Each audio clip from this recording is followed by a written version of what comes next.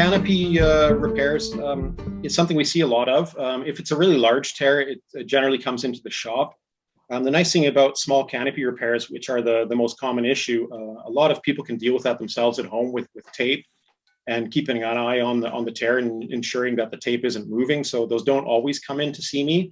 The other ones that we see a lot of that people can't deal with at home very easily is tears to the leading edge, whether either is to your strut or to the leading edge of the wing or the kite.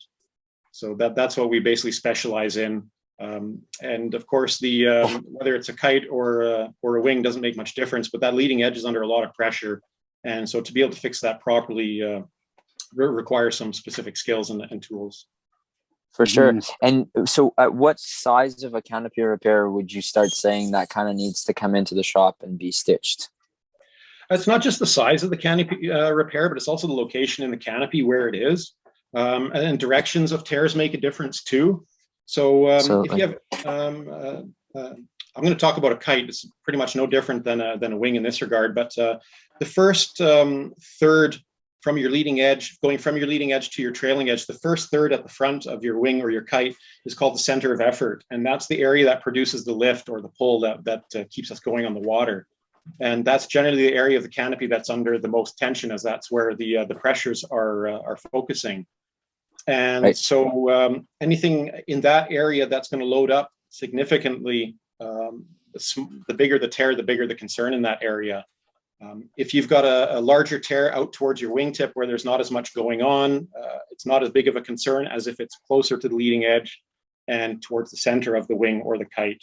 So if you're looking at something towards the center of the wing or the kite, we're pretty fussy about it here. So you probably could put tape on bigger tears than what I would and get away with it if you babysit it and keep an eye on it. But basically anything over a centimeter or two, in my opinion, should have a proper patch on it and sewn into place. The reason for that is tape holds really well for a very short duration. Tape is terrible over long duration stress.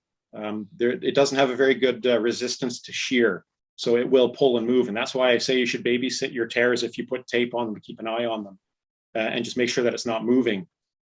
So it's to sew it in really locks that repair in place and will, pardon me, I got a little spider coming down here to see me. So yeah, if you sew that in, that will prevent the shear issues and will help through the longer duration of stress. And then when you have the really momentary, like if you slam the wing or the kite, that's when the tape will do its job. Right. Okay. And so just to kind of help maybe everybody at home, how would you know when you're babysitting that it's time to retape, for example?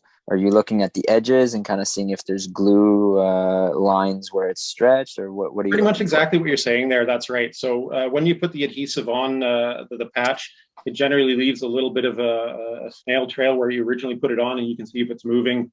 And yeah, basically that's the idea. Obviously, the cleaner you get the surfaces before you put the tape on, and if you tape it on top and bottom, it's going to have a longer lasting effect.